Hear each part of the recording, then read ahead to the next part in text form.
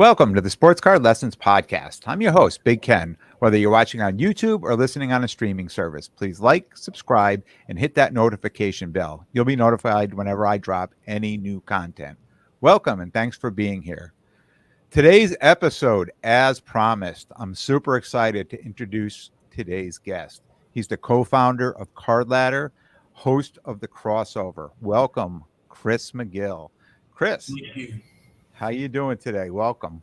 Doing well, Big Ken. It's really cool to be on the show. And I don't know if I can follow up your collaborations with Rob, the sports card therapist. Big shoes to fill, but we'll give it a shot. Yeah, well, you know what?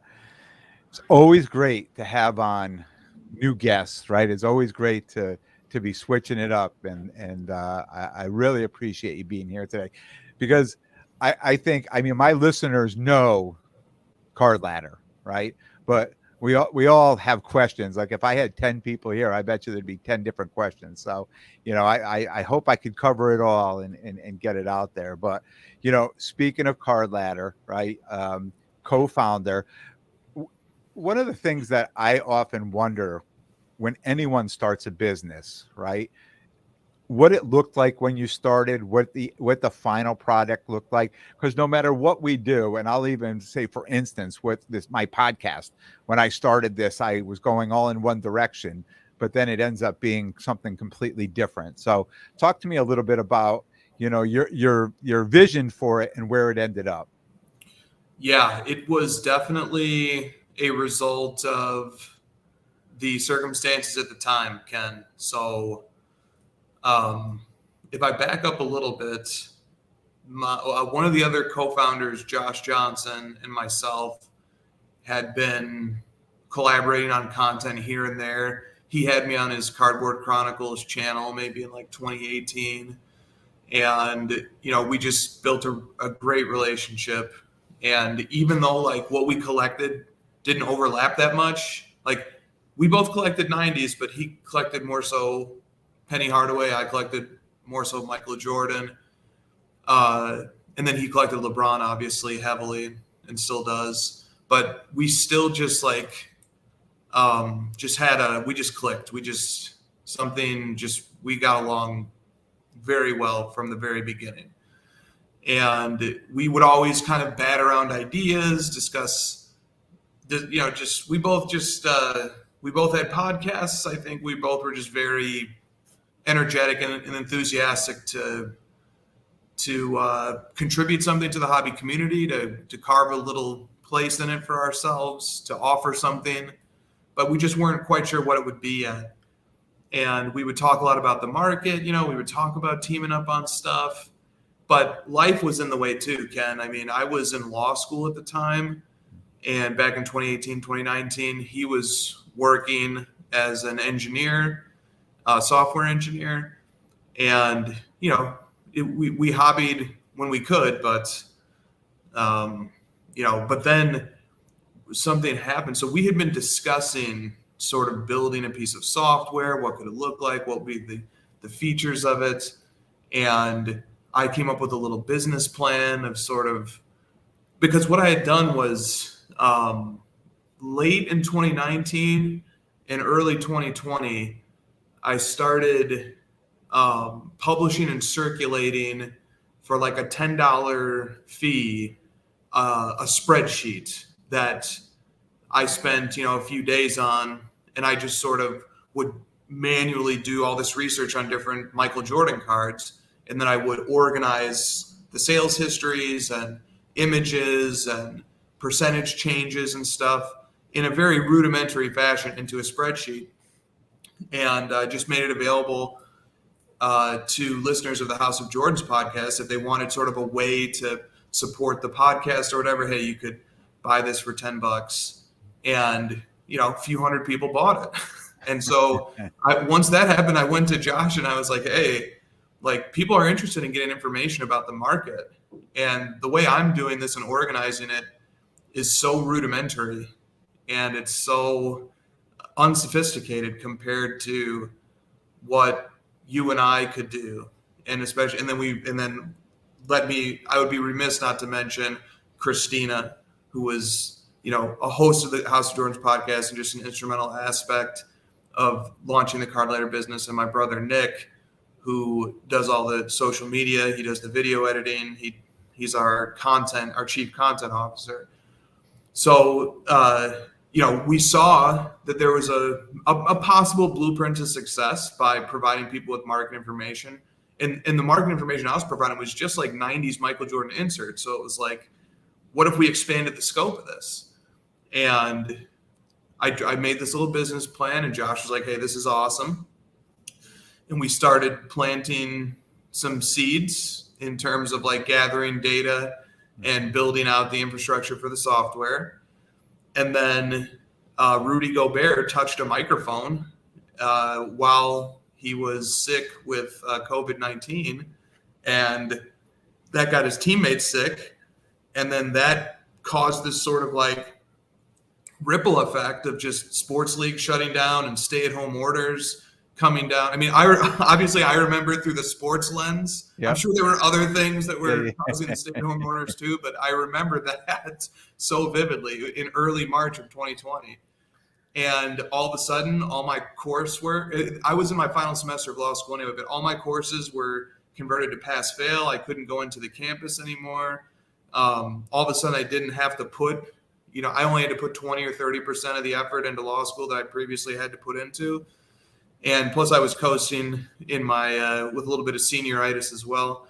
And then Josh also began working from home, which saved him some commute time and stuff. And all of a sudden we just had a little extra time, a little extra intensity, a little extra effort, a little extra energy, just sort of from this bizarre, just looking for a distraction from the bizarre circumstances that the world was in. Yeah. And all of a sudden, Josh is just architecting this remarkable infrastructure for Cardladder, and we're feverishly gathering data and trying to develop and build out features and stuff, and all of a sudden Josh, and it was really Josh, like I'm such a patient, hesitant guy, Ken, but Josh was like, hey man, we need to put out a minimum viable product. We need to see if this is going to work. And so we just sort of said, all right, well, let's just put something out there on June 23rd, 2020. And we pushed it out, Ken. And then, I'll stop there. I can go on forever. I'll stop. So you guys pushed this out and kind of a two-part question that you could bring them both together, because I know I've listened to you speak on other podcasts, in the past where you were talking about, I mean, I know you're a numbers guy, putting 12 to 14 hours a day, just inputting data. So at some point, Collector's Universe comes calling, right? And if you just want to kind of talk to that, or what Collector's Universe and kind of did your role change? I mean, at that point when they came, did your role change? Are you still putting all this data in? Are you doing other things with the company now? Yeah. Yeah. So about a year and a half after we had our MVP launch, we were acquired by Collectors Holdings, and that is, that's always just the experience of, the paperwork and the diligence and the just it's something I wouldn't wish upon anybody. When the deal closed, I was so exhausted that it was like it was during a holiday week, I think a Thanksgiving week, and I just, as soon as like the word came that it was done and signed and executed and everything, I just went into my bed, clothes on, and I just passed out for the rest of that day and into the next day. And I was so exhausted. I was sick. I was physically deteriorated.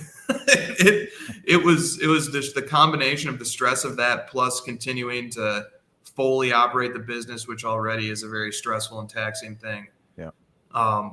It was wild. I don't recommend it unless you actually have to do it. But with that said, joining Collectors was the ultimate privilege for a startup business in the hobby. Yeah.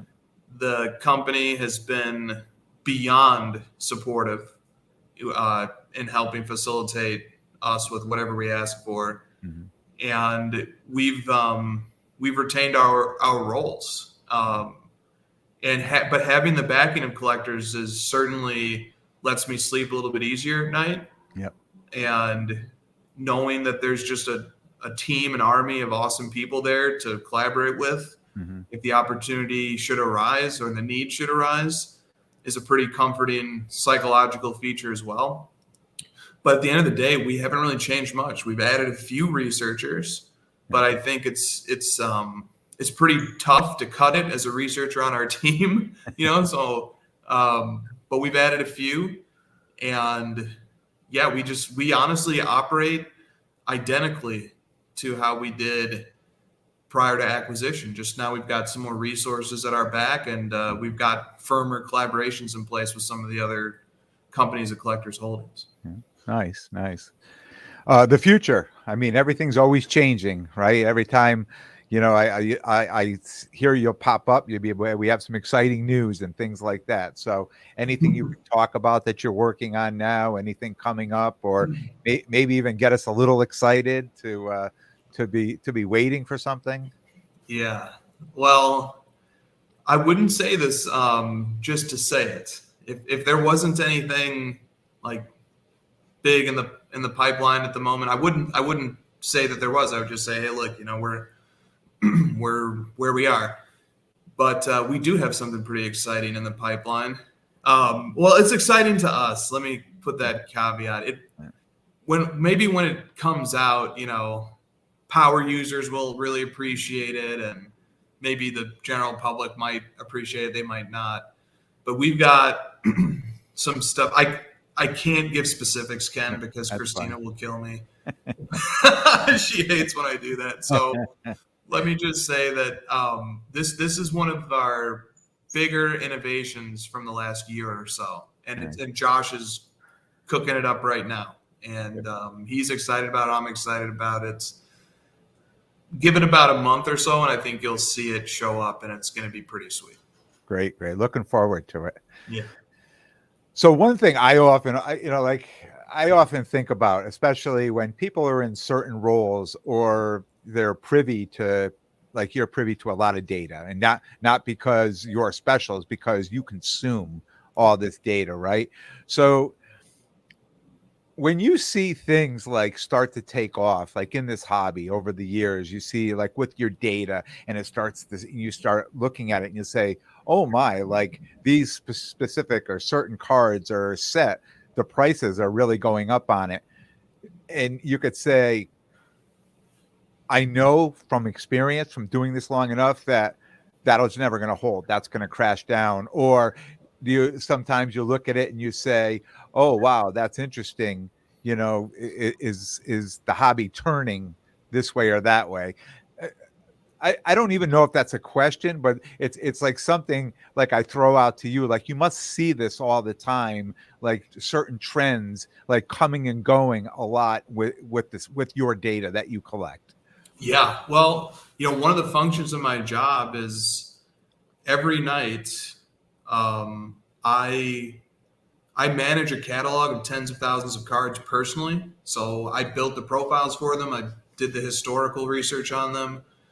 And then I monitor every incoming sale, and I review every incoming sale for possible errors or shill bidding or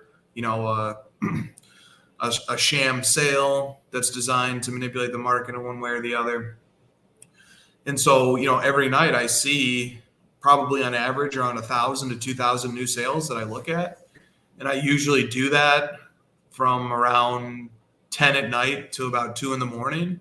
But also, I'll periodically work, I'll take like 30 minutes this afternoon and I'll just get a head start on some of them before the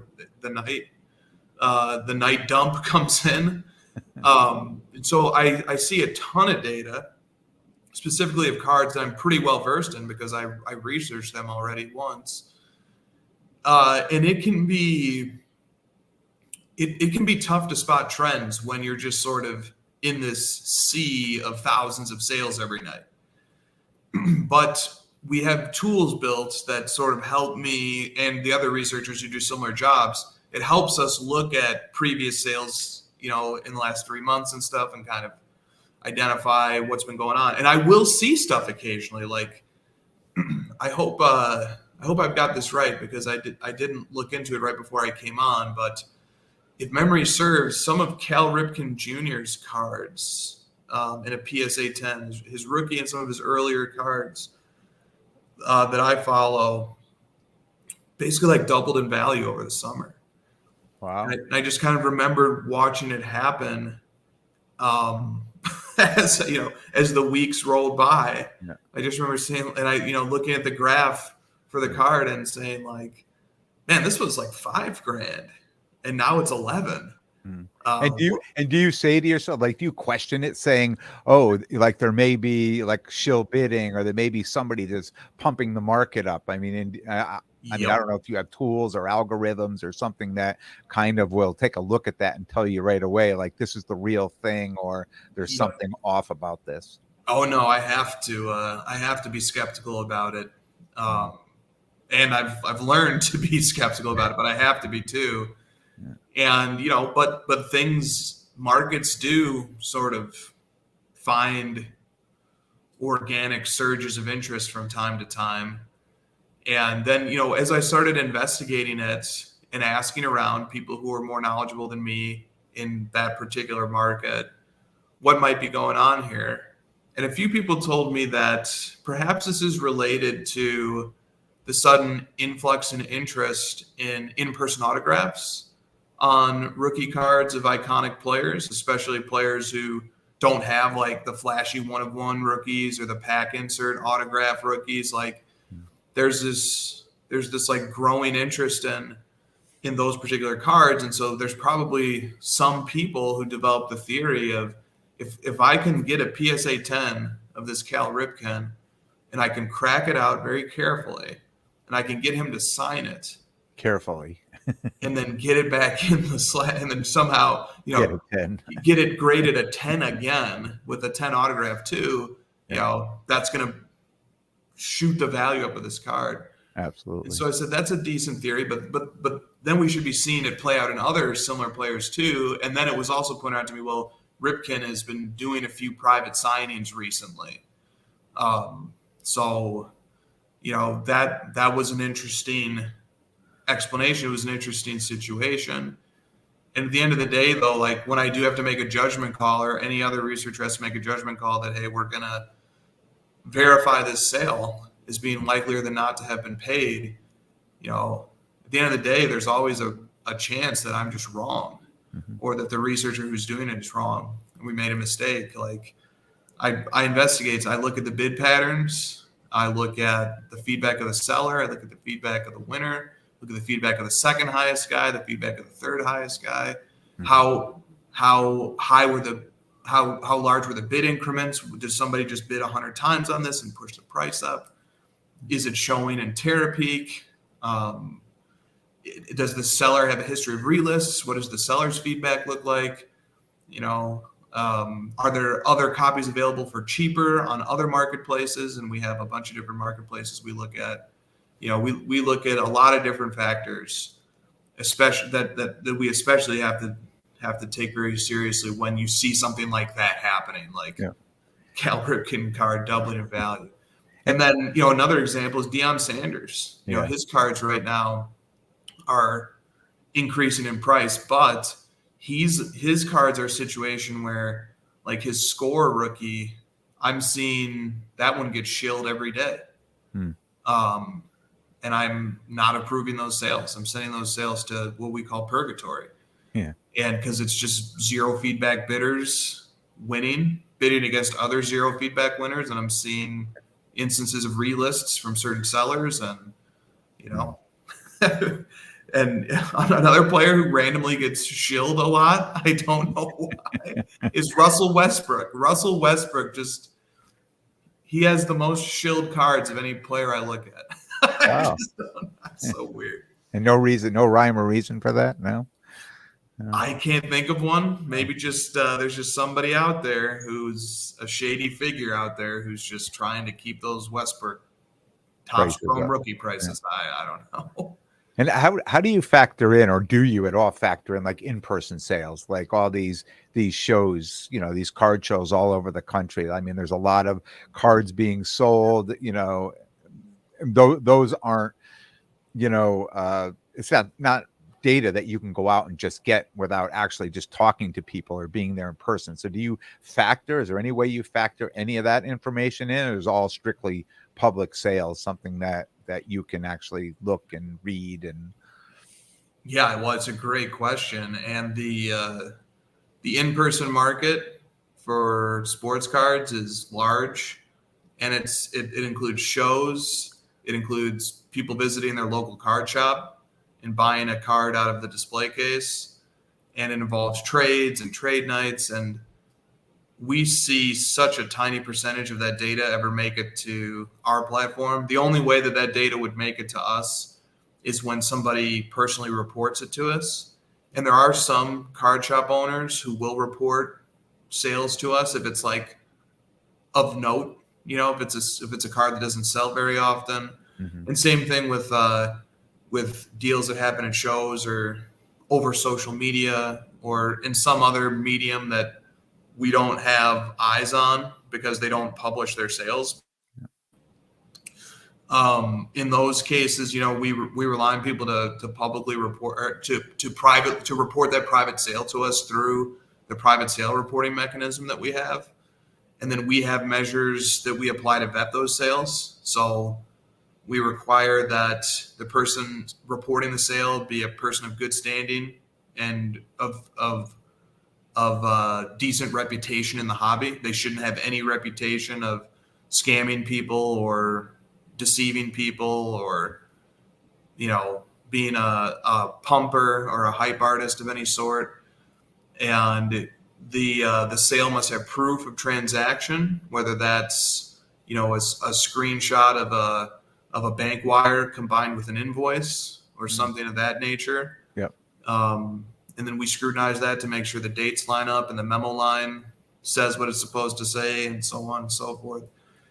And then whoever discloses or reports the sale, whether it's the owner of the card shop or it's a person who did the deal over social media or two people who made a deal at a show, they have to, one of the parties to the deal, the buyer or the seller, needs to be willing to attach their name publicly to the sale. Their name will show up in the notes section of that private sale on Cardladder once we log it, if we approve it. And then, of course, we also scrutinize the sale. Is this sale consistent with, where the market roughly we would expect it to be for this card? And if it's not, why isn't it? If we perceive that there's going to be a risk on us, that we're going to end up validating a sale that maybe doesn't make a lot of sense or is suspicious in some way, we're very cautious about that. Yeah. It's not the end of the world if we don't verify a sale. Yeah. That's okay. That doesn't mean the sale didn't happen. It just means that it didn't quite reach our level of scrutiny. Yeah. And I would think too, that's on cards, right? That probably maybe haven't sold in 10 years or 8 years or something like that. Not like, a card that's selling every day or once a week or once a month that somebody's going to contact you and say, hey, this card's usually selling for 2,000, but I paid 3,000. There's no reason for you to have to put that up, right? But if it's a card that hasn't sold in, say, 5 years or 7 years or something like that, and now there's a private sale, that would be more important to get up there. You nailed it. That's exactly right. And then for the cards that do have lots of, or a fair amount of transactions on eBay and the other public marketplaces, there's not really a lot of utility gained from somebody reporting that private sale or for us like monitoring it happening at shows. It certainly impacts the volume metrics. Mm-hmm. So if at a show, 100 Patrick Mahomes Prism rookies are dealt, bought, sold, and traded, that impacts the volume metrics, right? Like from a big picture hobby point of view, like That's money moving around and changing hands, and cards moving around and changing hands that matters. In an ideal world, we would have all of that, but we don't, and it's not an ideal world. But at least in the case of a card like that, it's transacting on eBay once every few days, or sometimes multiple times a day. So it's not too difficult to get a gauge on the range of where this card has been selling in the recent past. Yeah. And that's one of the things for me as a dealer, right? To go set up at shows. That's one of the things when I'm acquiring cards, I want to know how popular is this card? Like, are people buying this card daily, weekly? You know, is it a card that I'm going to put in my case and people are going to be excited to come buy, or nobody's buying this card and I'm going to put it in my case and nobody's going to want to buy it, right? So a lot of that too. It's good for me just to know what's the popularity of this card. Are people buying it? Are people excited about this right now? Because if they are, I am. I want to put it in the case so they can buy it. Yeah, and that makes a ton of sense. That's valuable information to know. Yeah. Yeah. So switching just a little bit, switching lanes up here. I think we can both agree there's a ton of money in the hobby, right? Do you agree, disagree when people talk about these cards as investments? Oh, I love this question. All right. But to give a little background or substance to the observation that you made, which is that there's a ton of money in the hobby, and to promote a little Cardladder feature briefly, if you don't mind. Not at all. we have a new tab called Industry Health. It's like a few months old, and or maybe it's just called Industry. No, it's just called Industry, and it gives you these big picture metrics that hadn't been made available before. And so one of the big picture metrics you can see is the monthly sales volume for roughly the total secondary market for trading cards. And this includes, this is trading cards, this is sports cards, this is TCG, and this includes boxes and cases and packs that sell on like auction-based marketplaces. So it's not a huge number. Like, we're not looking at Dave and Adams, we're not looking at Blowout, but we're looking at like boxes and packs and singles that sell on eBay and Golden and PWCC and Heritage and stuff. And they have a few, that run from time to time. But basically, over the course of 2023, starting in January, that total volume of the secondary market for trading cards online was 187 million. Then in February it was 174. In March it was 175. We hover around that number for the ensuing months, and then finally we get to August, which is the most recent month on record as of the time of this recording. In August 2023 had a volume of 217 million, which is by far the largest month of this year, and it was maybe a top 5 or top 6 month ever. So with the highest month on our record being 251 million, which was February of 2022. And so, 217 million is it's a really large number. And okay, so that's just to back up the idea that there's a lot of money in cards. There is. And depending upon who you ask, people speculate. If you were to combine the secondary market for trading cards with the market that David Adams and Blowout and the online retailer market and the local card shop market and the break-in market and the direct-to-consumer market, and you have boxes and cases and singles and products and supplies and events and everything. There's some auction houses and then the fees that they generate. There's some people who think that the size of the trading card industry could be $10 billion in that range, maybe more. That puts it roughly in the ballpark as being the same size in terms of annual revenue as professional sports leagues. I think the NBA registered an annual revenue of $10 billion within the last few years, although I think it's more now.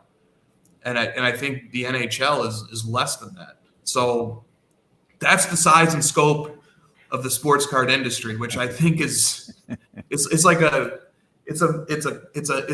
secret, like it's hush hush. It's like nobody really it's tough to figure out, but it's mind blowing when you think about the size of this industry. So there's tons of money pouring into trading cards, to your point, and then you get to the question of what investing, right? Like what do we think about? I've seen some people make some valid points that the term investment probably isn't the right term, that speculation might be a better term. And they get technical, and they say, look, there's certain properties that an investment has, such as the ability to pay dividends or to generate income, that sports cards don't have. They don't have those properties. Say maybe speculation is a better term, because speculation involves purchasing something on the speculative outlook that it could increase in value. And so at a certain point we get to like splitting hairs.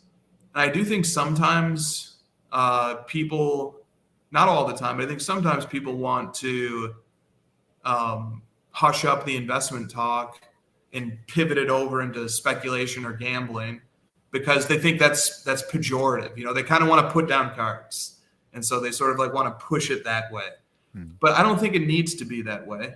I think that if we can sort of just objectively strip away the connotations that come with putting the word speculation on it, and just sort of objectively look at it and say, well, a speculation involves risk. It involves making forecasts about the psychology of the buyers and sellers in a market. And in sports cards in particular, I think if you really start thinking about it carefully, it involves estimating and anticipating player performance. It involves thinking deeply about legacy and about how the culture and the media and the content surrounding sports impact a player's legacy, and how the player's legacy impacts those mechanisms of communication. Sort of thinks about what will endear an athlete in the short term and in the long term in the hearts and minds of people who enjoy collecting cards. And as you sort of start thinking about and hypothesizing about these things, I think it's fair to call it speculation.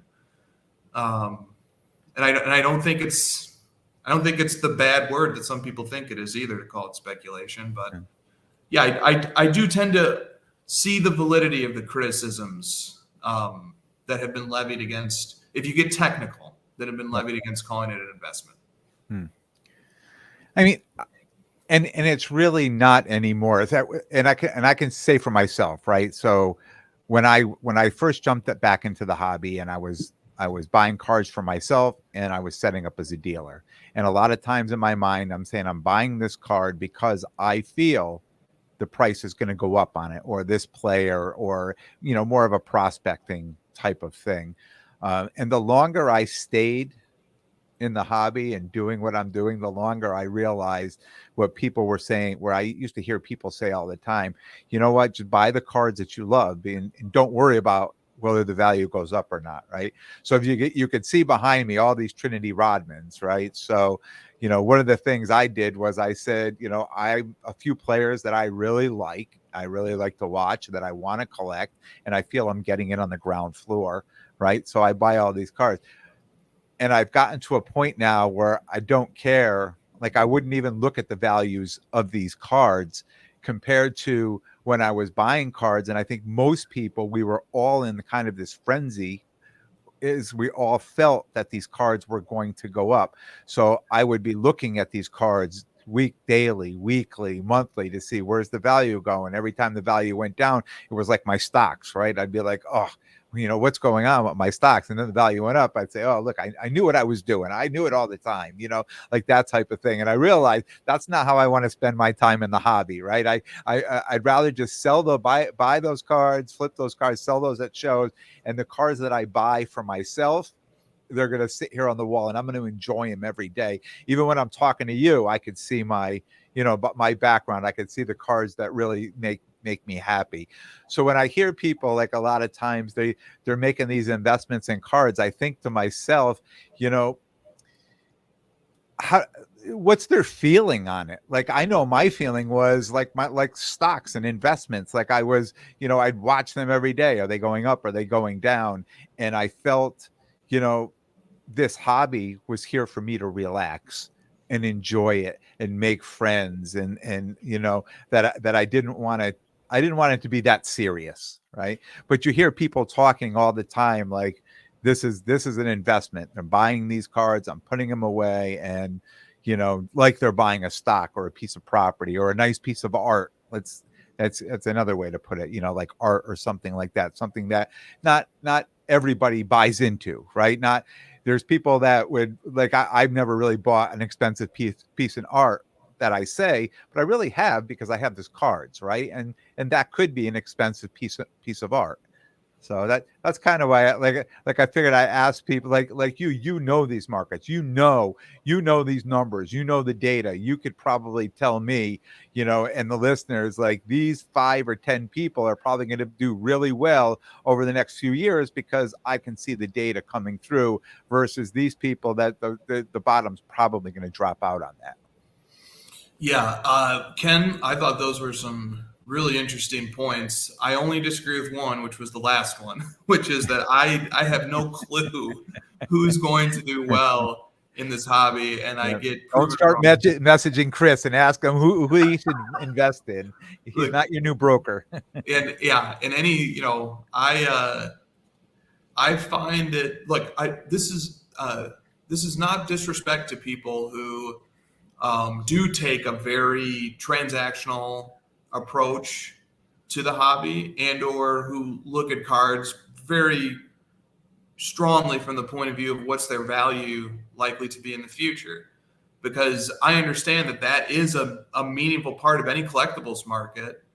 Is like Shirley Mueller has a book on the psychology of collecting, and she does a really nice job of sort of systematically organizing the different types of collectors and the different properties that they have, and people who participate in collectibles markets as well.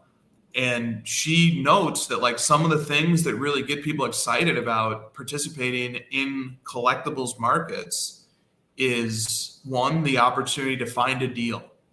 So if somebody can leverage their knowledge or just being in the right place at the right time to get a bargain on something, and they know the market and they know what it should have sold for and they're able to get it for less, that's something that gives them pleasure, that lights up the areas of their brain that are associated with happiness. That's sort of the approach she takes, is a scientific or a psychological approach.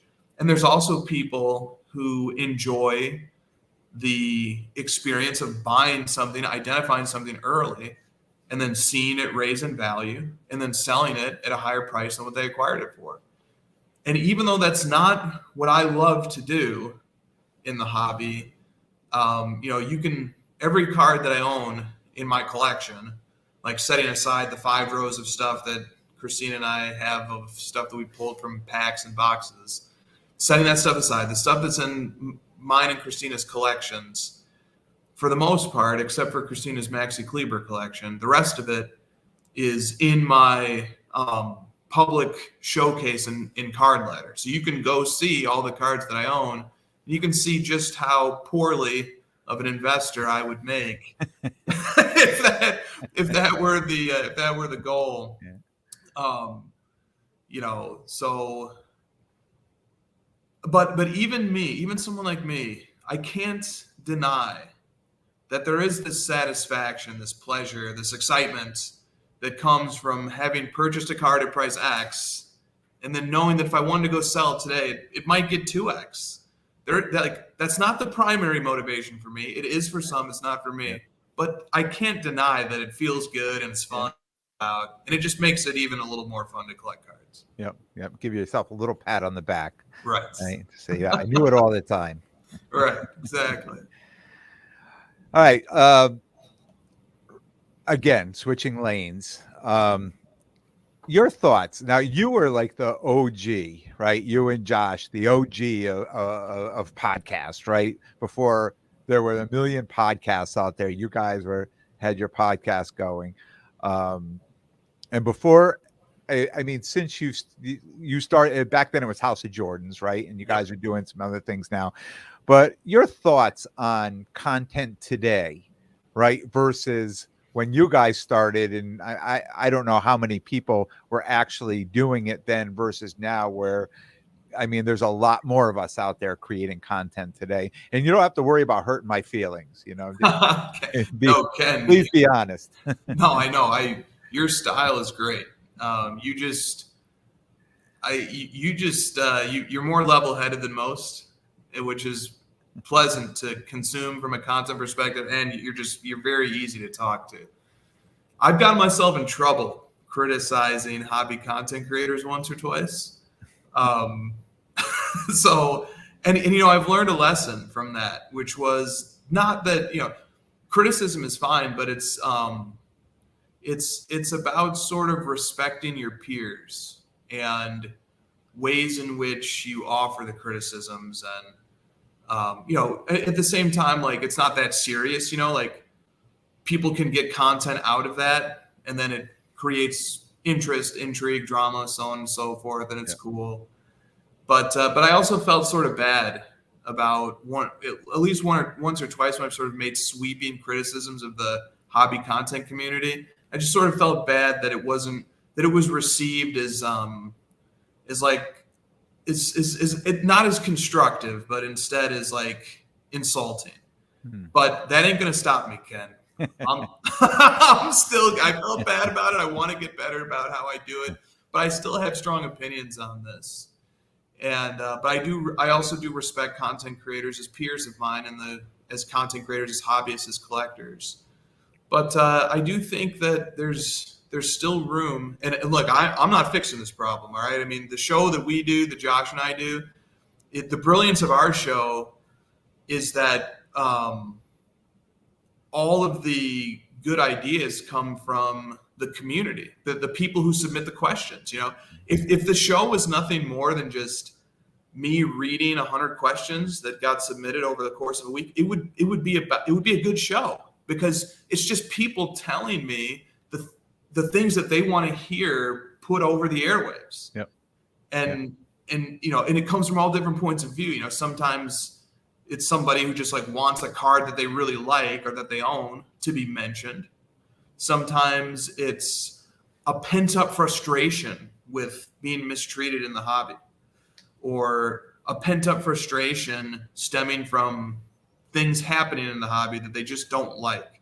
Sometimes it's fun stuff like, let's talk about sports for a little while, or who do you think is going to, be a breakout athlete this year, and how's that going to impact the hobby and their cards, But on our show, like, the audience is doing the work, and it's still community oriented, and it's just sort of general topics and stuff.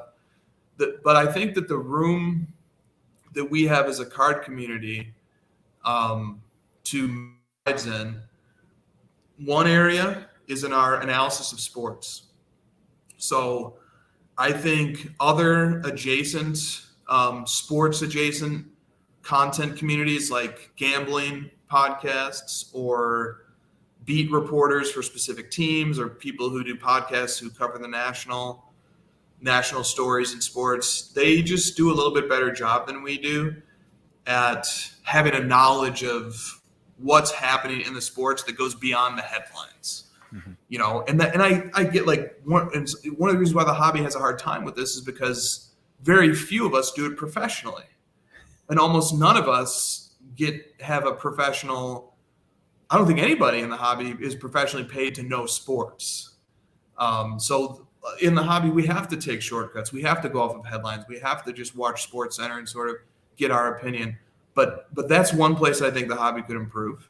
is our knowledge and our expertise in sports. I think we deserve a spot at the table. I think gambling podcasts have a spot at the adults table in the sports conversation. I think fantasy sports podcasts have a seat at the table at the adults table of sports.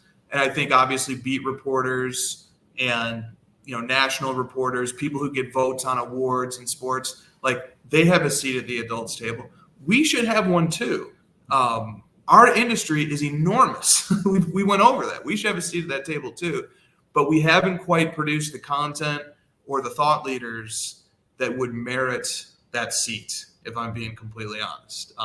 But could I see a day in the future? This is going to sound silly, but I have silly aspirations. Could I see a day in the future where a card collector, content creator is one of the voices on an ESPN roundtable at 3 p.m. discussing the NBA today? Why the hell not? Yeah. Why not? Why can't we have that? So that's one area that I have a criticism. And then the other area is just that I think there's so much room for growth in terms of teaching about the history of sets and the hobby, and not just the history, but also, like I'll give a shout out to one guy who is not like a close friend or anything, but I just think he's onto something, is Victor Roman, who focuses his content around what defines a rookie card. And he's got a system and he's got a multi-page document that I've looked at that's really interesting. And then like he makes his content around like, what are Shohei Ohtani's true rookie cards? Mm-hmm. And he gives his argument for why. And then, it all relates back to his system and stuff. And I think he's created a little blueprint for where, we have this in the hobby. We have a very special knowledge that we have that newcomers don't have, that we can give them. Like we can define what a true rookie card is. We can, there's this 86 Fleer, 84 star debate with the Jordan rookie. Which one's the rookie? And people coming into the hobby should understand the sides of that argument before the 86 Fleer is crammed down their throat or the 84 star is crammed down their throat. But it's been a lot more 86 Fleer cramming. And people should know, they should be able to hear the multiple sides of that before they conclude what the true rookie and so on. Okay. Yeah. But there's a few opinions on that, Ken. And it's interesting now because you mentioned that 86. Could you imagine what defines a 2022 or a 2023 rookie card, right? A true rookie card, because there's thousands of them and so many different sets of a player that everyone's a rookie card, but which one was the true rookie card? Right now it's the RPA, and which one's the true RPA, and is it still to 99 or is it something different? So yeah, Ken, let me throw one thing in there quickly as well. Final thought on that question. Let me balance sort of my constructive suggestions with compliment to hobby content creators. I think, and this definitely applies to you. This applies to Rob. This applies to lots of great content creators in our space. One of the things that we do better than any other content community that I'm aware of is narratives. We tell the story of our experiences within our niche community and our thought processes. Like before I came on this show, I was catching up on your most recent episode where you were laying out a strategic approach to collecting hockey over the past year, and then sort of detailing some of the mistakes that you felt that you made in the previous year and some of the things you thought you did well. And one of the concepts that you were focusing on was duplicates. Like when you really believe in something, you probably should have loaded up on it. And that level of transparency and that depth of thought and the reflective nature of it, you don't get that in gambling podcasts related to sports. You don't get it in fantasy. You don't get it anywhere else. Yeah. The narrative side of it, telling our experiences, telling our stories, revealing our thought processes, the genuine excitement that card collecting gives us that I just don't think other categories have in the same way. Yeah. Is one of the most special and captivating parts about content surrounding sports cards is stuff just like that, where we're explaining our experiences, our points of view, and we're giving our personal narrative. And I think we do a really good job at content like that. Yeah. Well said. Well said. Man, thank you. Thank you for coming on today. I really appreciate it. Tell everyone if they want to reach out to you where they can find you. Sure. Probably the easiest way to reach me is Instagram, where my username is Chris_HOJ. That was short for House of Jordans, HOJ. Not my last name, although some people have thought it was. That's probably the easiest and most direct way. Yeah, I would just go with that. Great. Thanks again, Chris. Yeah, thanks for having me, Ken. I want to thank everyone for tuning in. And if you like what you hear, please definitely subscribe. And most importantly, tell a friend and spread the word. Until next time, take care of yourselves and everyone around you.